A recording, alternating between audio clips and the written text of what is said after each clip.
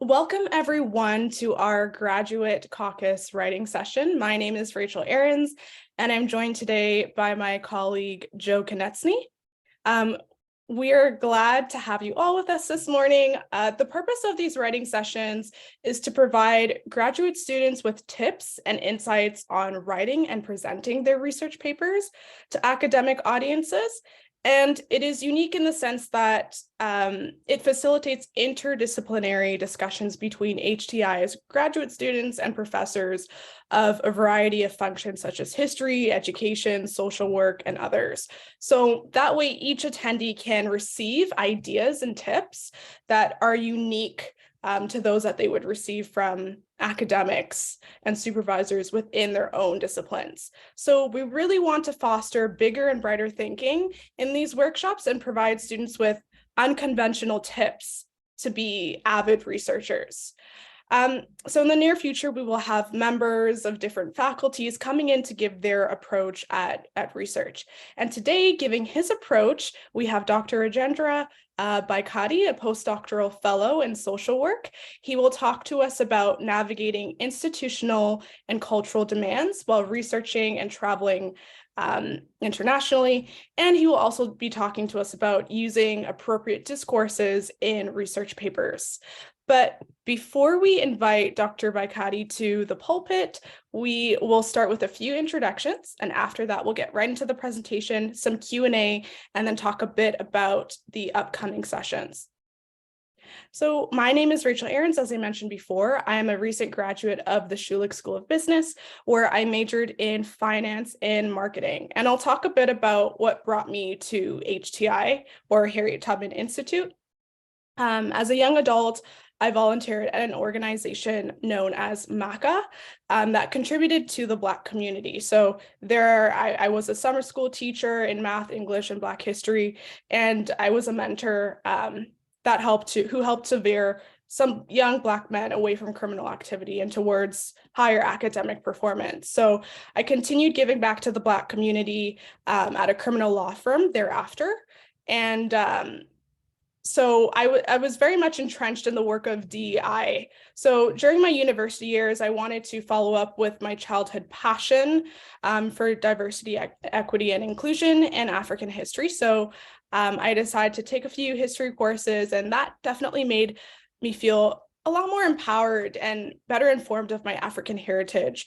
So as a researcher who had already worked as like a finance and marketing research assistant, at that point, I wanted to redirect my focus or my future research towards diversity, equity, and inclusion in pre and post colonial Africa.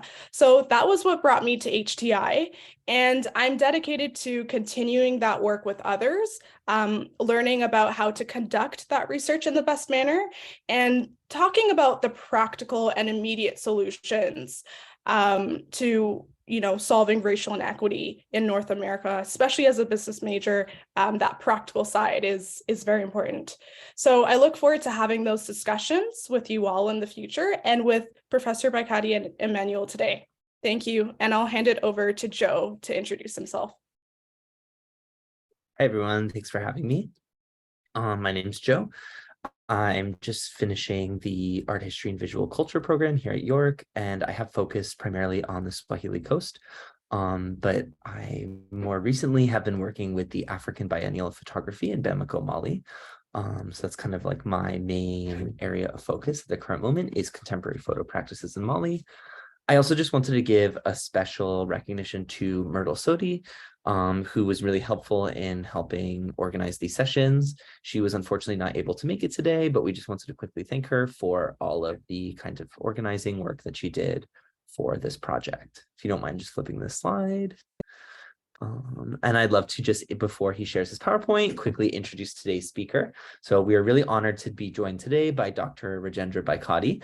Dr. Rajendra Baikady is an expert in global social work and social programs. Dr. Baikady holds a PhD in international social work from the Central University of Karnataka and has completed visiting postdoctoral fellowships across the world, from the University of Johannesburg to Shandong University's Confucius Studies Institute and the Hebrew University of Jerusalem, where he was awarded the prestigious Golda Meir postdoctoral fellowship. Dr. Baikady has published a number of books, including collective series from Palgrave and Routledge, for which he is the editor-in-chief of the Major Reference Work series. There are a lot of more publications and a lot more positions he has held that I could not fit into this biography today, but I want to encourage everybody to check out his profile on the Tubman Institute website and see some of his incredible work, particularly with the Mapping Inequity series. Please join me today in welcoming Dr. Rajendra Baikady for his presentation. Yeah. Yes. Awesome. Okay.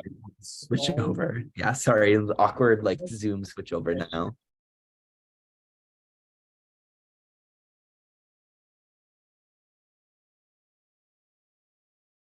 Okay.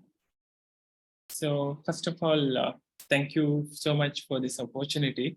I believe it's a small group, of course, and I believe it should be some discussions. So I'll just put forward what are my ideas or my experiences mostly in researching and, of course, traveling, of course, a few countries for which I have gone for research.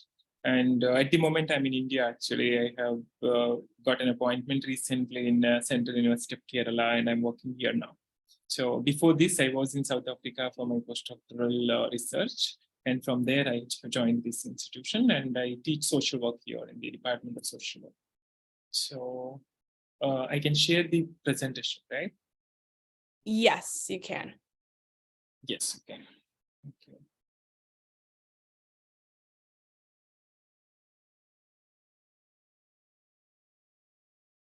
Yeah, I think this is visible now. Okay, thank you. So the first thing was asked is like appropriate discourse to use in research papers. So of course, from my experiences, because my recent research was on indigenous social work and developing knowledge base in India, China, and South Africa. Focusing on social work, of course, again, seeing that what is the importance of indigenous literature in social work. And of course, also my idea was to see how these different countries perceive or define indigenous social work is. Like, of course, China, India, and South Africa, taking the earlier research which I have did, based on which I conducted that my postdoctoral research, which was at University of Johannesburg.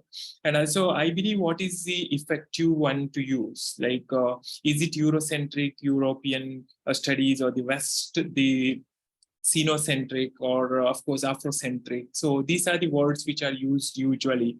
And of course, I believe it is important is that mostly it represents geography and the ideology we subscribe to. Like, for example, if I am using the word Eurocentric, or of course European or the West, because most of the time in my subject social work, I see people write it is West or West-centric, or it is Western, which they used to utilize for the purpose of criticizing Western domination on social work or the literature, because they want to highlight that there is no literature which is coming from the ground, from that particular culture or culture appropriate. Rather, it is the Western dominated. So that is where I see the word used as the West. And also Eurocentric is something which is very commonly used in social work.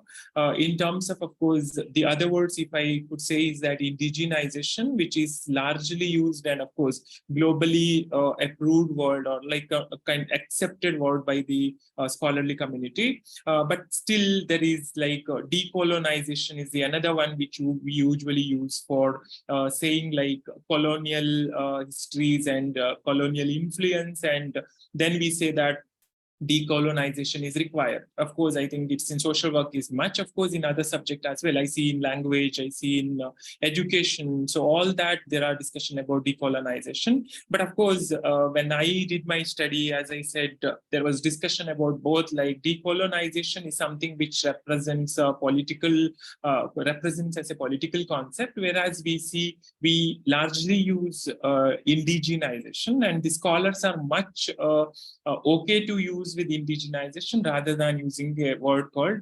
decolonization.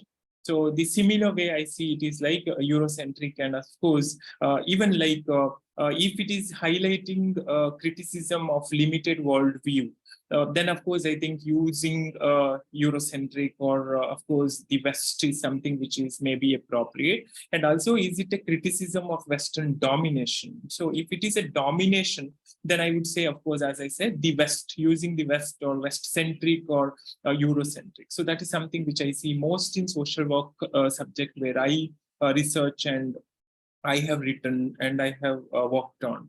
So this is something, again, I think it's most of the time it is to see which is right and which is wrong, because to be like, there is a book in production now with Springer, which we say that indigenization discourse in social work, international perspectives, where we have brought in, of course, 24 countries' contributions, where we see how the indigenization is happening in these countries.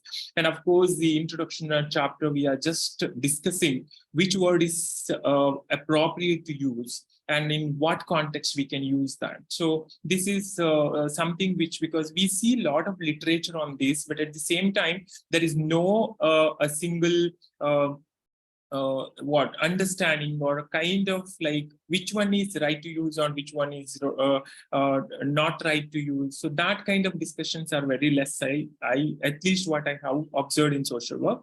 And also in terms of difference of opinion between the scholars in social work, it is much, of course, again, like in terms of, as I said, what background it is. Like it also depends on geography, where I sit and criticize. So that is also something which is very important to see, like, because I would believe in using global South is more effective because the people who sit in the global South, actually. And of course, developing countries, middle income and low income countries. So altogether, we call them as global South. So global South will be more effective when if we want to put forward our ideas or we want to highlight it is coming from the global South. So that is something which is, of course, sitting in global South and people who write. And as we see Eurocentric and the Western domination, all these are mostly seen from the people who use it from the global South. So that is something which is again important, is geography, where we sit and how we put forward these words. So in my view, as I said, it is important where we use and how, for what purpose, or to put forward what discussion we use. I think based on that, it usually differs. And also it is like, if we, it also depends on, as I said, the ideology we are subscribed to. So usually it is some discussions which I see is, of course, again, for my example experience, if you want to ask me, is like in China, what I have seen is they're very particular about Chinese characteristics in social work, especially in social work. They say it as Chinese characteristics of social work. They don't even use the word decolonization or indigenization, whatever it is. They call it as localization. A word which they use morely is localization. Otherwise, it is Chinese characteristics in social work. So which they say that it is very particular to their culture. So they don't use, of course, they did have the colonial rule, of course, but that is something which is the differences which I see. So how it is, of course, dominates in scholarly literature again.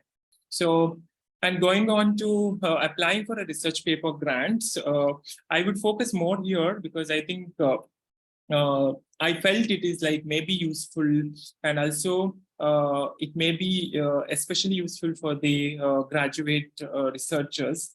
And I put it in this way, actually, when looking for the grant, especially I focus on open access publishing or open access research publications. And most of this comes from my own experience as working as editor-in-chief of the recently established journal with Springer, because most of the scholars write to me, actually, like asking for, we don't have funding, so how can we publish in that? So usually we need to see country specific or geographically again, because when somebody approaches me, I first ask them which part of the world you come from, because low income and middle income countries, especially the low income countries, has complete waiver of for the APC, article processing charge. So they no need to pay anything. Actually, the person like submitting author is from a low income country. So this is something which is like entire fees is exempted for them. And of course, all the other criteria will be similar. There is no differences of reviews and everything. So given that is similar, but AP's article processing charge will be completely waived off. And this is something which mostly I think people from low and middle income countries don't know. Of course, they may not be knowing about that or having complete information. So this is something which I of course considered, because when I established this journal, my basic idea was to promote literature and promote research from the low and middle income countries, of course, as Global South mostly. And also subject-specific opportunities are funding agencies. There are many funding agencies which actually offer research funding, publication funding actually. It is not just for conducting research, rather it is for the publication funding for open access publication, or of course open access books as well, and open access articles as well. So there are a few of the, I think of course I can collect all those links and send it across to the organizer. Of course, I think you can share it with the graduate researchers if that is informative or if it is useful for them, of course. And also another one is institutional specific opportunities like agreements. So there are, this is also something which is important, is like people may not be knowing, working in those institutions, but they may not be knowing that their institution has an agreement with the publishers where complete article processing charges is completely waived off actually. So they no need to pay anything because the institution has an agreement with the publisher. So there are many such kind of institutions, of course, I think across the globe. Of course, we need to see subject specific, of course, maybe something it is science or medicine or something, but there are many institutions where there are agreement for social sciences as well. So, and across the journals, they can publish it actually. There is not 1-2 journals which are eligible or to publish actually. And also something, there is one foundation which I know at least, and I have seen and I have checked it a lot many times actually, a greater focus looking on inequality, of course, William T. Grant Foundation, which is focusing on publishing grant, research grant, and of course publishing. They have a particular publishing grant which is given for the research paper publication. So this is something which is again useful, because I also see like there is a lot of discussion which is happening about the open access, and I would say like most of the people who ask me also, I say nobody pays from their pocket and publishes because they are huge article processing charge. But looking at these opportunities, it is something which can be used actually. So because if we are aware about that, then definitely we can use that opportunity. So that is something which is exploration is required, or there is something which is sharing between the scholars, which is actually most important. So maybe the lack is there. There are people who share this information, maybe less actually. So that is something which is important one. And also in terms, if we see what to remember when we apply for grant, be it is research paper grant or be it is a research project grant, of course, making sure that our research interest aligns closely with the program and agencies, like where we apply, which foundation we apply. As I said, the earlier foundation, which focuses largely on a greater focus is on inequality. So of course, most of the time they may be looking at something which is focusing on sustainable development goal, or something which is focusing on different types or different forms of inequalities across the globe. So something, if we are researching on that, then definitely we can ask for a fund for the research or even for the publication outcome of the research, which has publication. And also, like most importantly, I always see again misconception about open access publishing these, and most of the places where I go for giving a session on ethics in publishing, people usually ask me what is the difference between why should we pay and publish. Then I say that when you pay and publish, the reader gets this free of cost actually, and when you publish it without paying anything, the reader doesn't get it actually. So maybe I may not have all the journals access in my institution, so I will have a limited resources in my hand. But when it is through an open access, which has no limitations for sharing actually, so it will be freely available. And also, if we focus on publishing platforms today, it is like largely moving to open access. So I'm not saying that I'm supporting that or I have affiliation with such a journal, but I think it is the slowly which is, and it is something which is coming as part of funding for research actually. Like funders will give a part of their funding for research publication, which is in open access. And the very basic idea of publishing open access is that it should be available for anybody without any geographical boundaries or without any legal restriction. So that is something which is the basic idea is.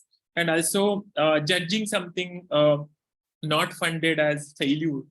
This is something I used to do in the beginning. I'll say when I go across the traveling experiences, I will say why it was. Like in my case also, it was not something very like a kind of easy travel, which I did till now. So it was, of course, up and down. Of course, I tried and I failed and I learned. And then, of course, I came across so many funding opportunities. But most of the time we believe a failure is like not found is a funding is a failure. So we stop there actually. Even in terms of publication as the same, we submit, it's rejected, so we feel it is a failure actually, rather than addressing reviewers' comment and sending it across to other journals and going behind it. Because I do see like editor-in-chief's papers are get rejected. I do reject other editor-in-chief's paper when it comes to me, because it is not something which is a failure, rather it is like how we see it actually. So, and how we consider it and go ahead. So that is something which is important when we need to consider when we apply for funding. So it is not that everything will get a success. And also review, revise, and resubmit. As I said, reviewing the comments, revising it, and resubmitting. This is the mantra for the success actually, because we cannot always say that it is something which is if we get disappointed and say that I am not going to submit it, then of course we are the losers. So I don't think it is anybody else's loss. So it is our loss actually. So because we have put in so much of work, and sometimes we may not be very very much agree with the reviewer's comment. I do see sometime it's not only for my paper, rather when I send a paper for review, I see comments are given in a very harsh way. Then what I do is that I will ask for a third reviewer actually, because sometimes I feel it is something not okay to send it to the author, because in terms of the words used in the review itself, I feel it is something which is not supposed to be used. But we cannot restrict reviewers actually. Some reviewers use such kind of words. So I send it for a third reviewer, then I see that how I can manage that. So this is something which we need to consider when we see our paper as well, or our funding application as well. So that is something again. And also, the most effective in terms of my experience, and if I say it as like my success also, it is like having membership in professional associations, which helped me a lot actually, because networking, knowing people. So today I have a journal, like I have an advisory board members there. It is like most of them I met in the associations actually. So I have built a connection with them so that I could invite them to join the this journal as editorial board members and support me actually. I wanted people who can closely support me, help me with like we do need such kind of people actually to establish anything. So otherwise it will be very challenging. So actually associations helps in that way. I think in my case it is social work and of course sociology, these associations. But I think of course there are larger associations which actually works for. And also to reach out people, it is the best way actually. And networking with the people, as again I said, like going to the conferences and not only conferences, I think even working with several projects actually helped me in getting networking with people, getting opportunities and learning from other people. So that is something which is again, and also embassy of each government, which I usually say even to my students actually, look at the websites of the embassy. There are lot of informations and lot of opportunities which are there actually. Most of the people don't look into that. So of course that is something which bilateral relationships or bilateral agreements, so much of opportunities are out there. And ministry's website again. So in terms of research funding, I think it is something which is again a very important source of information, an authentic source of information which we get from the ministry's website. Social media, I don't know how many of we use it for the good learning, like, but I would say that I learned so much from social media as well, because there is so much discussion is going on. Of course, I don't get much time to go there and see, but when I see something, I usually save it and go back and read. So what it is actually, especially in terms of publication. And of course, being the editor-in-chief is not something that easy. Like, you need to be in touch with what is actually happening in the field, like what is actually the challenges they are facing and all those things. So that is, I use social media, not only just for that, even for getting opportunities also, because now I think, especially because of COVID and all, there is so much of social media promotions in everything. There are, like, of course, business people are using more, but at the same time, institutions also using it to get to come into the mainstream and to spread information. So in that way, it is very, very useful actually. And in terms of grant review process, and writers should keep in mind is like what usually experts look for. I think even this is true for the research paper as well as for the research grant. What we look for, like, first thing is the first impression. Even in my case also, it is not something only I am giving as an opinion for other people, but even in my case also, it is like a short, brief, and interesting abstract will always make me, like, when a paper comes to me and when it is asked to review, look it for the access it for the suitability, I will usually see the brief abstracts. I go through the brief abstract and I'll see if it is something which is aligning with the aims and objectives. And that is what something usually the experts do when they receive a funding application or a research proposal. So that is something which we need to keep. And also structure, having a clear framework, like personal, brief and relevant information spread across different sections, which is something which is important again. Like, rather if we write it completely as a narration, but there is no sections and all, the people may not be getting interested to read actually. Of course, we might have put a lot of informations, but of course, sometimes we need to also consider that how many applications are there and what is the time limit for them. So that is also something which we need to be aware about. And also practicality is something which we need to see, like study objective is achievable, or of course, if it is impractical or leading to rejection. So if the proposals which we put forward looks impractical, then of course, because we may not have an opportunity to explain there sometime, and it is something which we write and we show is something which is important. So of course, there may be positive informations, but how we put forward that is also something important. Language again, like I think most of us, including me, most of the time I get criticism is language, because of course, coming from the global south, it is not something very perfect English we all speak. Of course, it is also the background which we come from, and our education background, and that all things actually matters a lot. And but of course, getting it reviewed by someone who is a colleague, and I think I see also there is a lot of discussion about like why the language is that important, because I follow there is another group which is decolonial perspective. So in that I see most of the time why language is that important, because sometimes reviewers are so harsh in terms of language. People criticize so much, saying that they don't know how to put forward, like they expect hi-fi English or something. So that is something, of course, it is something which is, it should be in a readable way, and also it should help people to, there should be a continuity, and of course not using or avoiding jargons which are limited in terms of like for some particular area, and of course spelling and grammatical errors and plagiarism. So this is something which we need to always consider when we prepare a proposal, of course, not only just a research paper, of course, in terms of proposal as well. And formatting, which is the least bothered most of the time, we think it is not important. Most of us, of course, I see even my students think formatting is not something important, rather information inside is important. But no, of course, it is something important, is like often under appreciated, but of course it is important in grant application. So how we format our grant application is something, it should look kind decent. So it is not something, I still remember when I prepared my first book proposal, my supervisor told me like, would you like to use a similar font size? Because I use a different font size, of course, and also different fonts actually. So it looks quite odd when somebody reads actually. So maybe it might have an impact as well. So that is something which we need to consider in our mind always. And also visuals.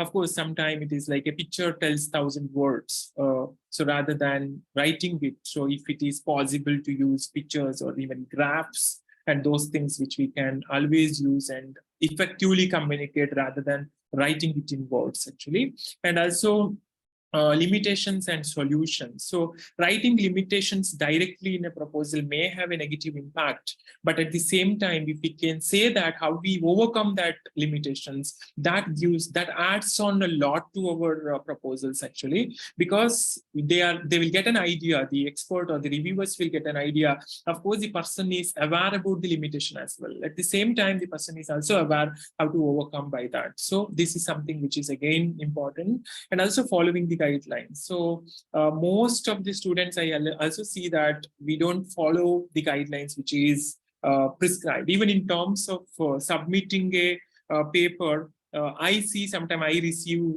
like we give some particular structure to follow, but most of the authors don't follow that. They just send in as it is actually. Like we say that you need to submit it in Word format, but I receive in PDF format.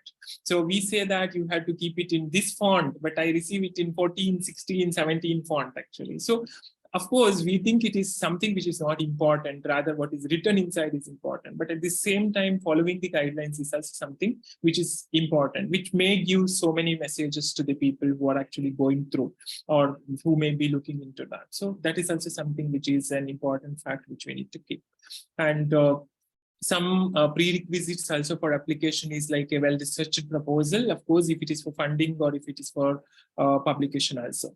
And also, of course, a strong reference. Again, I think even in research papers, funding also, it is asked most of the time. Usually it is a supervisor who gives a reference letter. If not, sometimes all supervisors may not be, or all scholars may not be able to get it from them, but somebody who knows us and who can who is an approachable person and also who can say something about us or some few words about us and regarding our work. So that is something which we need to see, because in some application, actually the reference plays a major role, and who gives the reference also plays a major role.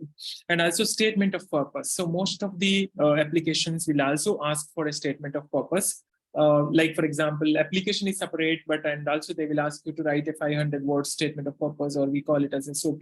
So that is also something important. Like regarding a project, we need to write and what are the expected outcome out of that, and how you assess or verify the success of the project, and why is your project important, like, and deeply who you are is also important. Like for example, if I'm applying for that inequality fund, then of course the importance is my earlier research, how it is connected to this, and also how I will be seeing that my research will be successful. So usually funders want to see that their fund is not going to be waste, or their fund is going to be useful somewhere, or it is being like successfully utilized for producing something. Of course, at least the knowledge, new knowledge. So that is something usually people look into. And also before we start applying, the things we need to see is that developing a specific, meaningful or actionable plan. Of course, considering how our plan will achieve positive results, and also locating grant organizations. As I said, most of the time we may need to see like who is actually funding us. I also see most of the time, even in terms of my case also, in the beginning, I used to see where is the fund available. So used to see, look at all applications. Then one of the person whom I used to ask, like one of the mentor who I used to ask the reference letter told me that every time writing a reference letter takes time. So we need to choose which funder we want to go actually. So it is not that each funder we apply actually. So that is something important. We need to see our research and our research paper and our objectives and our research aim aligns with the funders actually. So that is something which we need to see very much actually. And also be clear about why and for whom we are writing our proposal, and also understanding the donor for whom we are preparing it actually. So as I said, like what they fund for and what they provide fund, or for which project they fund. And also we can write it very effectively when we know that actually how our research is going along with their objectives or their organization's objective. And also this is of course the continuation of that. Again, like reading the guidelines and following the guidelines, and of course, which is something which is important, as I explained earlier also, and also planning the project, which see that we complete the process actually, or successfully complete the process. So that is something again important.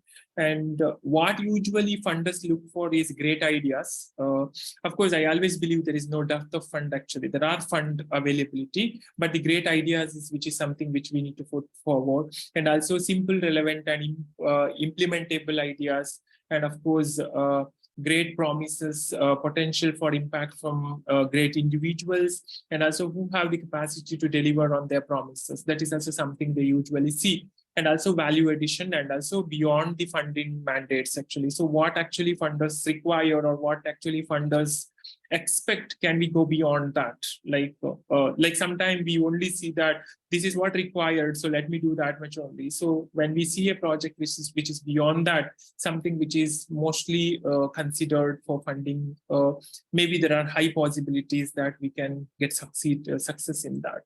And the next one is addressing the disagreement.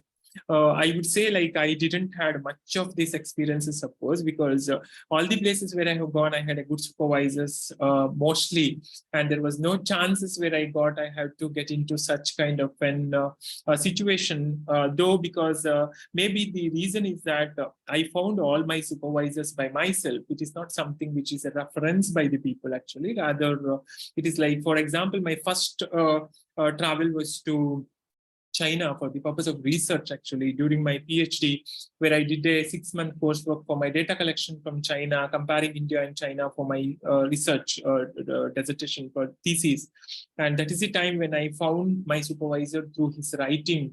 I wrote to him saying that this is what my research topic is, and I need someone who can support me from China for my data collection. So that is something which took 2 years actually to build that connection, that my university in India, which helped me to get him as a co-supervisor. Then I traveled to China, and of course, after that, now also I have a very good connections with them, and I do write with them and a lot of work with them. So there is no such kind of an situation, but there were few situations where, at least in terms of, like, for example, while writing a paper, then this is much was asked about, is writing a paper.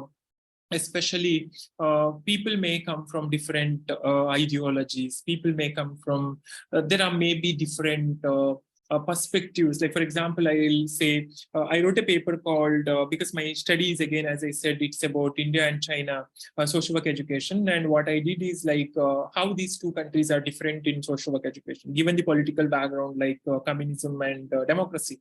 And I wrote a paper title saying that it's all about making the government happy, graduate students' perspectives on social work education in China. This was the title which I gave for my paper.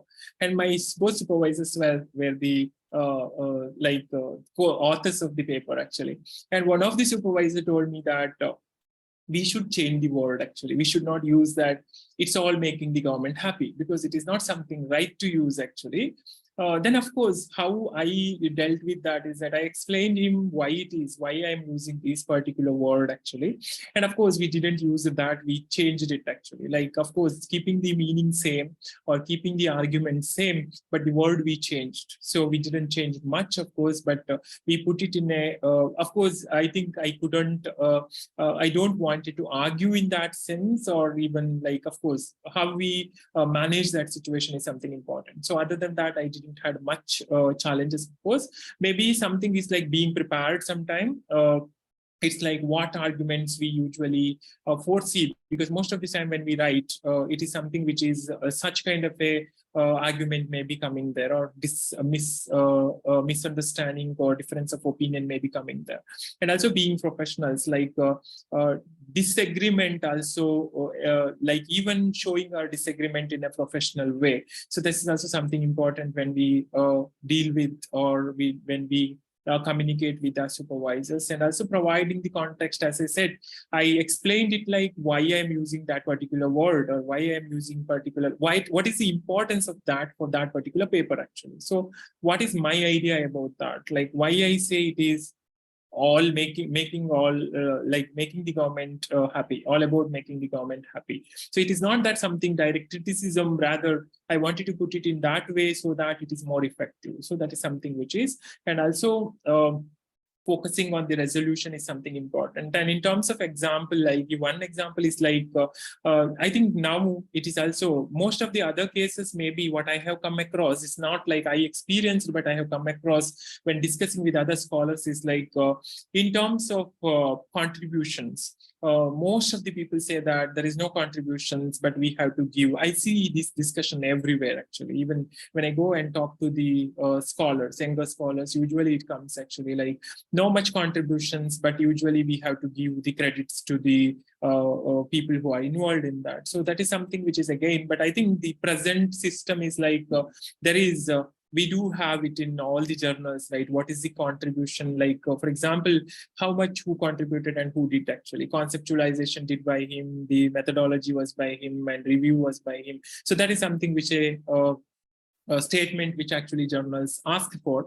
And if that is the case, then we can easily resolve that issues, actually, how we address the disagreement in that case. Otherwise, it may be quite challenging. And also, I think we need to see which context we are in. And of course, we need to see the background of that, and we may need to decide. I don't think all the problems or all the issues will have a one answer, one fit answer, actually. So that may be individually different.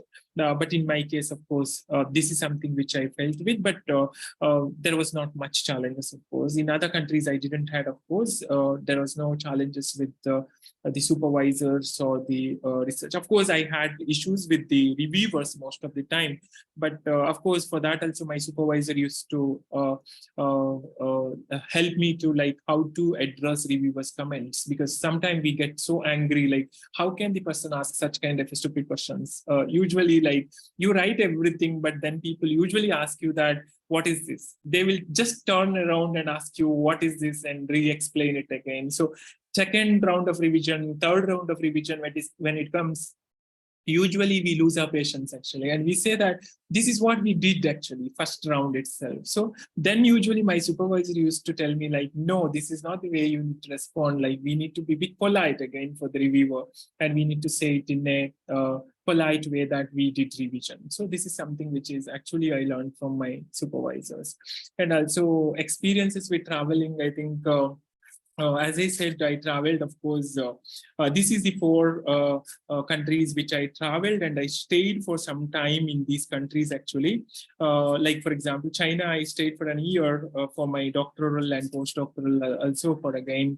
In Taiwan, it was a short term, of course, but Israel and South Africa, again. South Africa is the longest time I stayed, of course, for 2 years. But the good and bad, if you ask me, like, as I said, first, like going to China was being a first generation learner in my family, being a very rural background from India, finding that opportunity and going there was something which is a kind of good thing, which I never expected, actually. I get that an opportunity, actually. So because going to such kind of a university, which is one of the world ranked one, and also, as I said, the supervisor whom I found, actually, and there was no very much surety that what I do there, because I haven't seen those people, actually. There was no connection between the university until I went there and I experienced that. So that is something. And also in terms of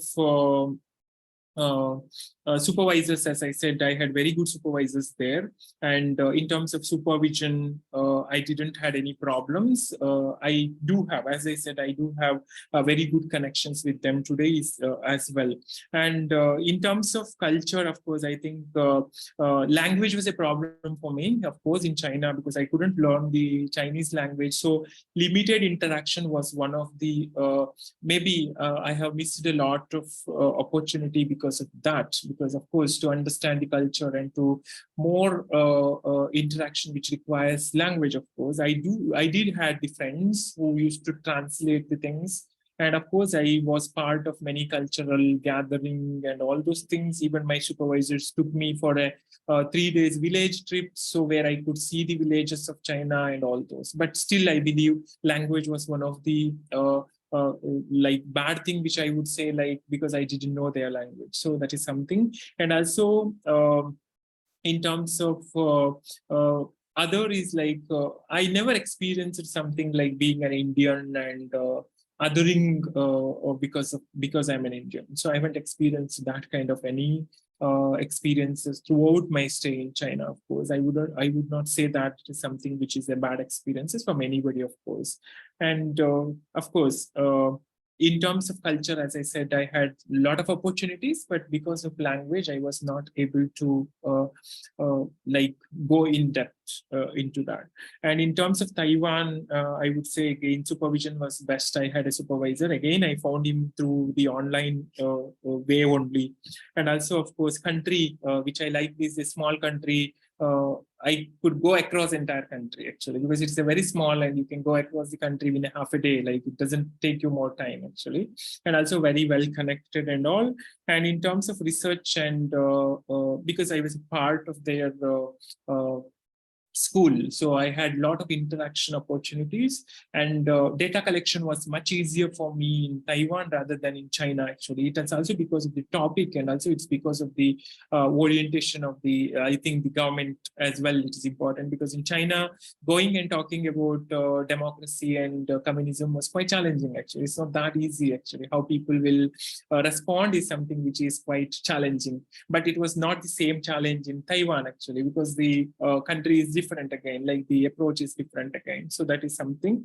And also the limitation is that only 2 months I got that fellowship actually. It's from the government side of Taiwan Ministry of Education, and it was only for 2 months. It was too short actually for me to spend that much of time. Other than that, I think there was a lot of other opportunities if it is for a long term. That is the only thing I see is a part of bad or as a demerit of that particular opportunity. And in terms of Israel, I would say good is again university, facility, because it's Hebrew University of Jerusalem, which had the best libraries and the best infrastructural facilities and everything. So even in terms of research. But the bad thing, if you want me to focus, is on COVID, because just within 2 months when I went there, the COVID hit the world and the complete stay of mine was inside. So I missed the most interesting part of the country actually, because I couldn't visit many places. I had so many places to visit and to see that country actually. Though, despite of like before going, people told me it is not a easy country. There are a lot of challenges you will face, because of course I faced, of course. It's kind of a always uncertainty. There are issues with military. There are issues with, of course, always the conflict between the countries and so many things which we had gone through when I was there. But still, I think in terms of my learnings, I would say that is the best place where I stayed for an year and I learned. And also, I could complete so many projects, like whatever is today, what I'm doing is like social problems, social change. All those major reference work projects are actually origin from the Hebrew University of Jerusalem, Israel. And also in terms of research, whatever I did on social welfare and welfare policy is something which is coming from there. So the opportunities which I got there and the freedom I got to work with anybody. So there I didn't have a restriction that you have to work with such kind of people, because I had a very kind supervisor who told me the first day is like, you can work with anyone. So I don't have any restriction to you. So that is something which I say is something which my experience with there.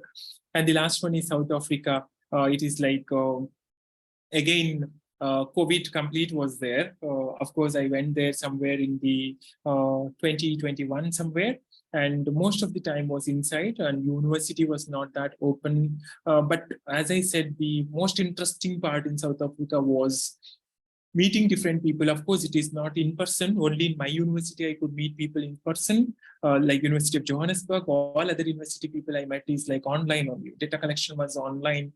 So that was a limitation, but still different perspectives on the concept of indigenization, decolonization, and all other aspects of social work actually, and how to develop indigenization, how South Africa is looking at the like development of indigenization, or of course Afrocentric social work.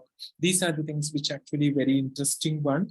And also of course, in terms of research, of course, I had a lot of opportunities. Supervision also, I didn't had any issues there.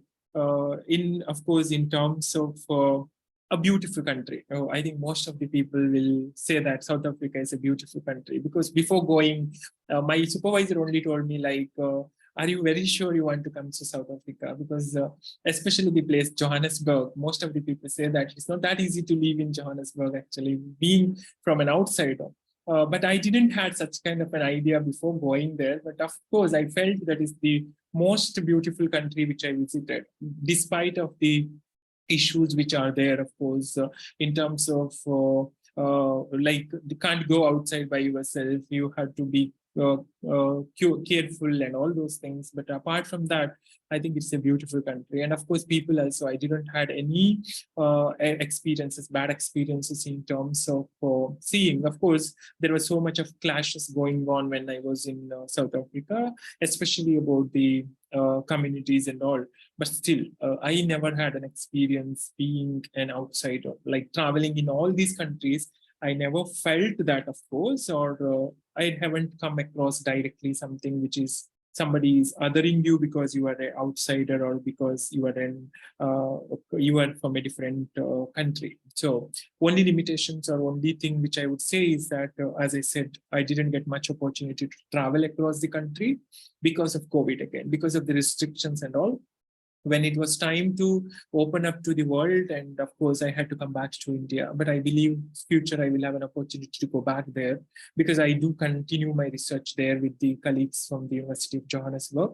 And of course, the same postdoctoral research carrying forward it, I am doing it again and looking at many aspects. Of course, in terms of inequality, also we are planning to look into that from African continent as well. So in that sense, I will continue to research that, and I believe I will have much opportunities to learn from there again. So this is something about my travel. This is something which is, I think I took more time, but still, I hope it is something which is useful. Thank you so much for that presentation, Professor Baikady. It was amazing and so many great insights. Now I think we would like to invite Emmanuel Graham to give his commentary on the presentation. Yeah, thank you all so much. I just want to add one or two, my 2 cents to all that is going. I don't have a PowerPoint slide, so just go straight to the issue. Thank you, Professor Rajendra.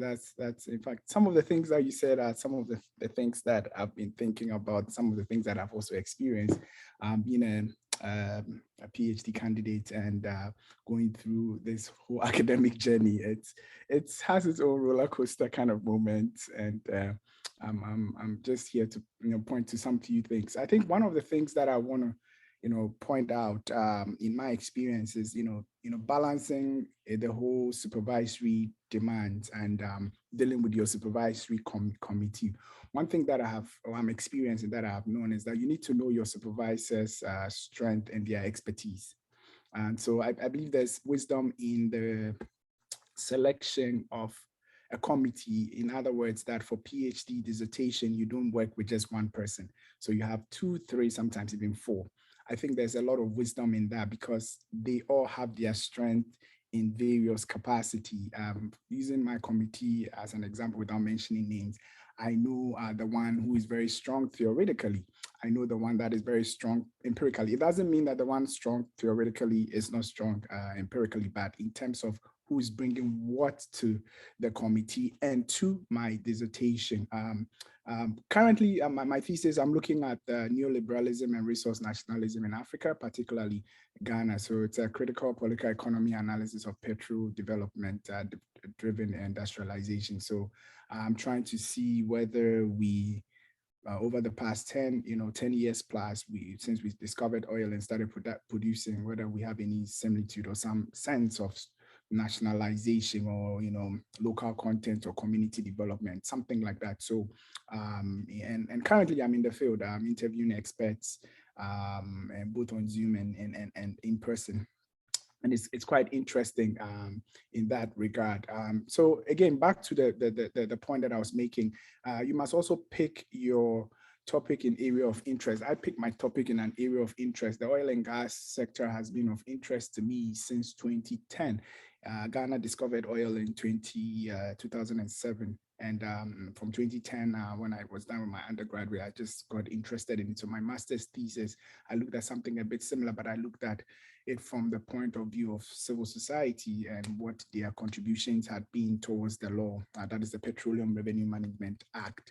So I would say that always in the whole supervised research or whatever, I think that as grad students, we should always look at something that we are interested in, something that we can work with, something that we've worked on before, so that then we can build on what, and I think Professor said that it's very, very important for us to take note of that. It makes it easy, and it also makes it easily finishable. One of my mentors would say, Emmanuel, you are not saving the world with your thesis.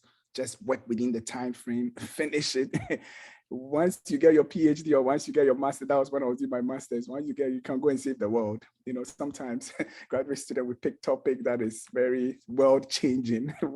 But remember, your school fees and York is not waiting on that, which can take some time. So let's be practical. Let's pick something that you are familiar with, something you're excited with, something you've done before, but you're looking at it from another angle, which is contributing to knowledge. I would say also be consistent with your area of interest and your topic right from doing your coursework. Now, I'm a PhD at York. I'm at the Department of Politics, and what I did was most of the courseworks that I picked, I literally picked them, apart from the core courses that you do your comprehensive or my electives, I literally picked them to feed into my literature and to feed into my dissertation. Is very, very important because so in political science, even though I was doing extractive, I did one elective in environmental studies with Professor Anazalik, who has written extensively on that. And she's also part of my committee actually. And so you see that being intentional from day one helps you to kind of build towards your proposal, towards your first few chapters, and even towards your field work. I know Professor did mention about grant reviews. I'll just run through some of them. What I would say is, first of all, there are opportunities out there, and at York, we keep having so many opportunities. There is the Trudeau, there's SHIRK, there's OGS, there's so many of them. So I think that we shouldn't be afraid. We shouldn't be scared. We should apply. Just go out there, take that decision. And again, in applying, make sure that your topic is related to something that you want to do for your dissertation. So it's a build-up. So all my proposals had been on the oil and gas sector. Sometimes I was looking at it from a gender view. Sometimes I was looking at it from the economic view, from politics, and so on and so forth. And all this helped me to still stay focused, or helps me to still stay focused on the topic or the area of interest, which is the oil and gas sector, emerging oil and gas sector in Ghana. I would also say possibly share your proposal, especially for grants, shared with experts, shared with people who are experts in the field that you've read about, people that you're in touch with. Professor again mentioned about network. I think it's very important to do that, to reach out to people who have written on that. You can, like publications you've read from someone that you love his ideas, you love, just send him an email and say, please, I read your paper, I like it, I'm a PhD student, can you just review this proposal for me? And obviously proposals are not for these scholarships are normally not like 20 page, they are 2 page. So he or she will be able to kind of like review the topic for you. You should also run the topic or your idea again for the grant with your supervisory committee. Again, my supervisor was straight to the point when I was applying for SHIRK and OGS and all of that. He said, Emmanuel, stick to your proposal and work, or stick to the topic of interest. I wasn't successful at SHIRK, but I was successful 2 times at OGS, and it didn't break me. Like me, the world is out there, I'll just explore. Maybe you are here, you'll be successful. All that I'll say is that give it a shot and it will be good outcome. So because funding is important, especially when you're doing field work. Even my 4th year right now, I was able to get the field work dissertation award, partly because I'm not the TA, I'm on the field, I had to apply for it, and all these things, you have to put out a proposal, and discuss it with your committee. I'll quickly rush through the ethics process, ethic board process. I think that as graduate students, we need to know that it's a must. You can't just say you want to, especially if you're doing field work, you have to go through this ethic board. You have to send your topic. I would say fill the forms meticulously. It's quite lengthy, about 14, 15 pages, if I remember. Just take your time. I use about a week to fill it, Take your time and fill it meticulously. One thing you should also do is review it with the help of another person or others, if possible, a colleague or someone in a senior year who just went through the process. So review it with someone who went through the process, because with ethics board, if you miss anything, they'll come back to you. Process takes a while, 6 weeks to about 2 months for them to get back to you. And then you respond, and it takes another 3 weeks. So by the time if you have so many issues, time is just not on your side, You just need to be patient with the process. It's a process, like I said, you can't rush through it.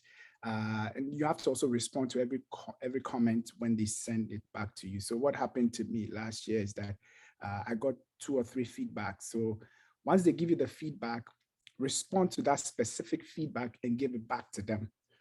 So then in that feedback you have given them, they will comment on that. But at some point I was responding to other things which I thought I had left out. And they were like, no. You sent this first, we looked through it, we said address this specific portion, so just address it. So I think I went back and forth 2 or 3 times, and within a span of about 2 to 3 months, I was approved for field work.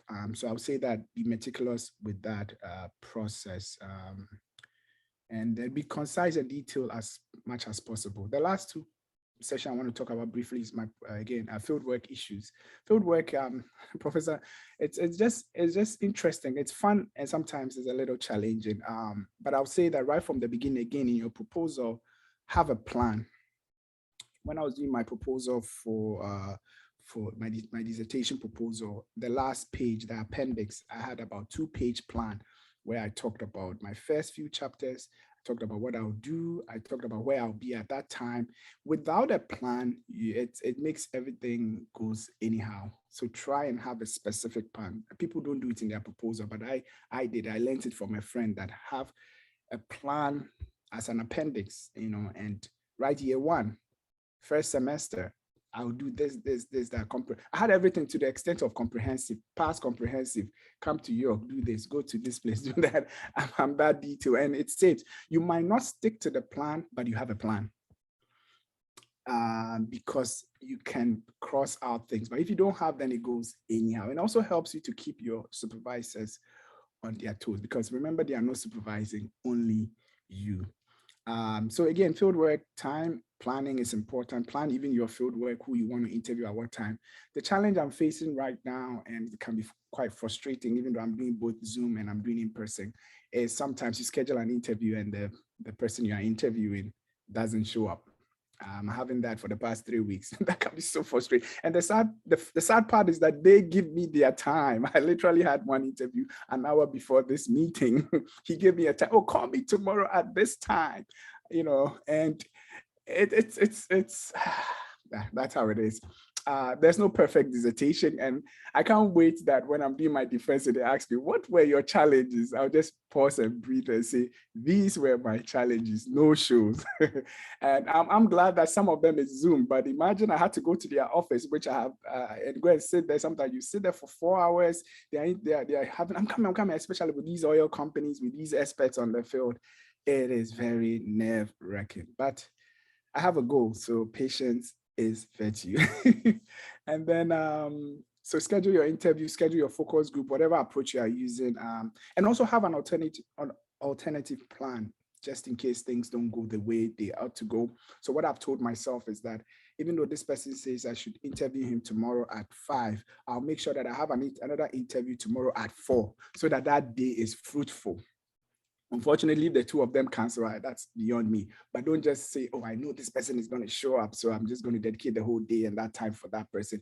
and that time is not for. But if you have a plan and you interview 2 people, you know the location, you are there 2 hours, the person is not showing, I say, okay, I'll come back next week. Then you go to the next location. So you get things done on time.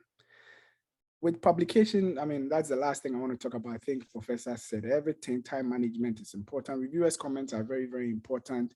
I would say pick ambitious journals, get their feedback when they write to you. Take those feedback, reshape the paper, and send it to another journal, maybe of, should I say, less impact factor, but be ambitious. Don't be scared to go for the big shot, and do a lot of collaborations. That's one thing I've done as a PhD student, then having some substantial amount of students before finishing my PhDs. I started doing a lot of collaborations.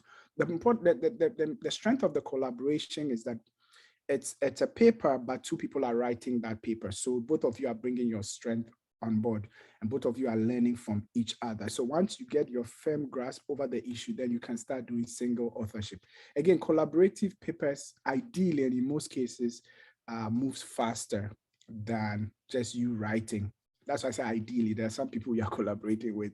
Yeah, you know, some of you know what I'm saying, but ideally, if you are doing 2 people are writing a paper, expectedly, if you divide the portions, empirical, and then the theoretical, you split it out, you should be able to work that out within 6 weeks or 2 months, get feedback and move on. So yeah, I think that's all I'll say with my experience on the field, ethics and all of that. And thank you all for having me. Yeah, thank you so much to both of you. Honestly, thank you for your wonderful presentations. It was a really great experience. I know Rebecca probably has to get going, so it's okay if recording has to stop. And I know both of you may have some commitments you have to get to, but if it was okay, I'd love to ask you just like one question, and I'd love to like hear your responses to both of it, because there was kind of some unity in why we chose both of you for this session. And I think it could be really interesting and rewarding. So both of you have been working in situations, Dr. Baikady, you in South Africa, in China, in Taiwan, and then Emmanuel, you in Ghana specifically, where there's been this kind of response to what I would say like an emerging multipolarity. You know, especially with the Ukraine conflict, you see this kind of really changing relationship between major institutions, especially in the West and overseas. I know I did my experience in South Africa for my master's, and it was something I really came up against as well. So I just kind of wanted to hear, I guess, both of your opinions a little bit about what it's been like to be working in these kind of like shifting environments, and if those kind of like changing international winds have had an effect on your research or field work. And sorry, I don't know if either of you wants to go first, or like it doesn't really matter, or if you have no thoughts and you want to skip out, that's totally okay as well. Yeah.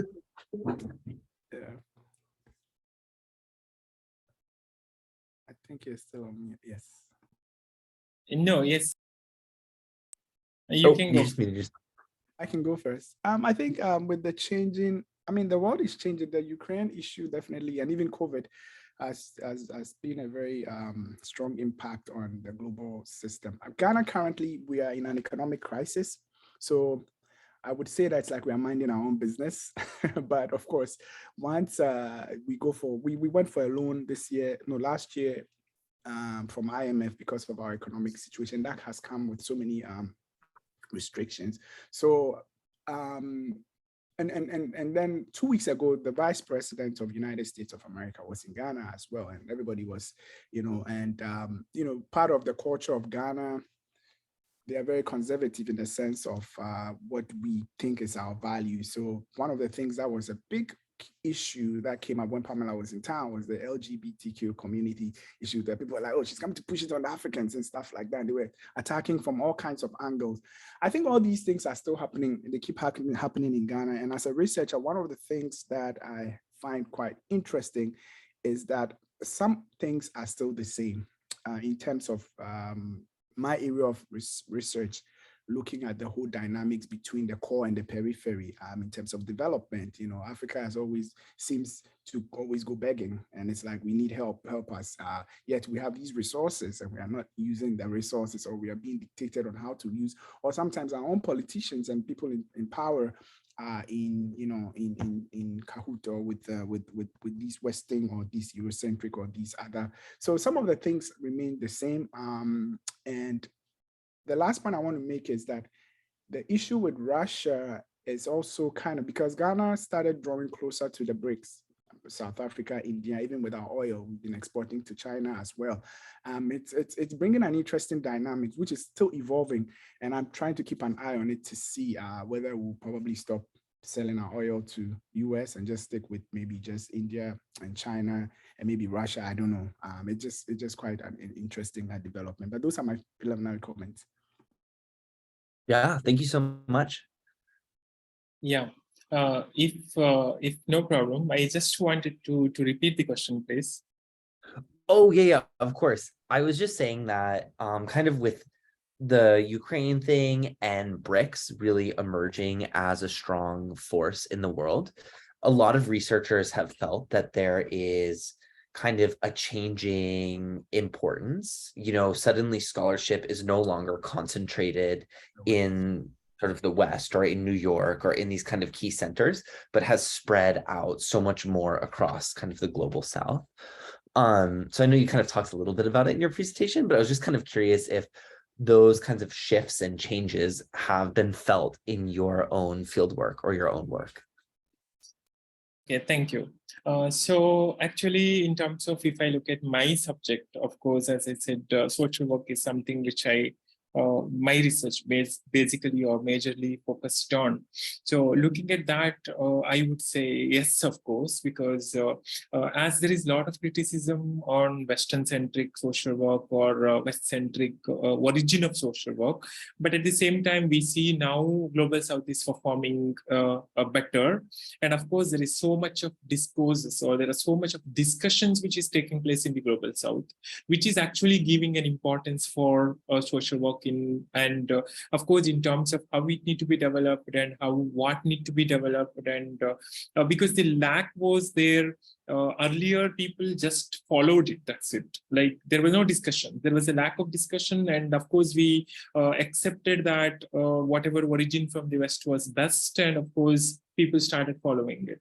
But now I think because I won't say it's only because of the changes which is happening now, I think it is also because of the technological, or it is also because of the scientific changes which are happening in the world, which is also giving an opportunity for the Global South to come into the or coming to more into mainstream, of course, in terms of scholarly production as well. I think it is something which is coming from the Global South more now, because we don't only see which is coming from the West. So that is something is again, text was not there, which is produced from the Global South earlier. So that was the challenge. But now we see a lot of text which is prepared.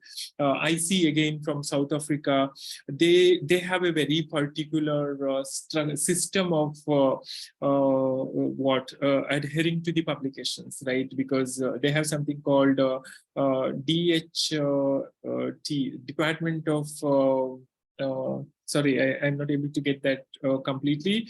Department of Education, I think, or there's something, a list actually. If you publish in those journals only, they will consider it actually. It is not something wherever you publish. So that is something which is actually they are establishing themselves actually. So this is like, you don't get any credit for the publication which are not listed into those list, which is from the education department again. So that is something which I see how they establish their own system. So that is where we see the Global South is getting its important. Even in terms of India, if I see, there is a whole lot of changes which I see happening. Of course, there is so much of discourses again in terms of different words which are coming into discussion in India. There is something called Indian social work. There is something called what it is actually and how that need to be developed and all. So that is, and as I think I focused on China again, like very particularly about Chinese characteristics of social work that I see. And in terms of, I think I forgot to mention that one experience which I had is especially I think because working across so many projects and people who are contributing over 180 countries across the globe, what actually I experienced, what I felt is being an affiliation with Israel, which I would say, like in terms of if we see the conflict and like the wars and all those things, I would say, like, of course, I have saved all those emails because I felt these are so quite interesting, actually. When I approach someone, they write back to me so badly saying that you are sitting in Israel, so don't write to us. Like, it is like you are a person who is affiliated to Israel institution.